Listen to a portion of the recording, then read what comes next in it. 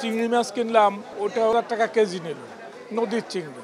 এটা ঈদের আগে কারণ বাজারে 750-800 টাকা। পালা মাছের যে দাম চাইতে আছে, যেটি 250-300 টাকা কিনছি, এটি 500 টাকা করে কিনছি। ট্যাংরা নিল 600 টাকা কেজি, আর ওইটা 500 টাকা জেতা মাছ দিয়েছি আর কি, সেই হিসাবে একটু দাম বেশি। ঈদের আগে আমরা চিংড়ি মাছগুলো 600 টাকা সাধারণত মহাখালীতে কিনতে পাচ্ছি, কিন্তু কারণ বাজারে সেটা 750-800 টাকা। অন্যান্য মাছের ক্ষেত্রে আমরা তাও দেখলাম যে মাছ 300-250 টাকা, সেখানে 350 বা 400 টাকা। তুলনামূলকভাবে আমার কাছে কিছুটা বেশি মনে হচ্ছে কারণ বাজার। তো এখানে এসে আমরা মানে একটু নিরাশ হচ্ছে ক্রেতারা।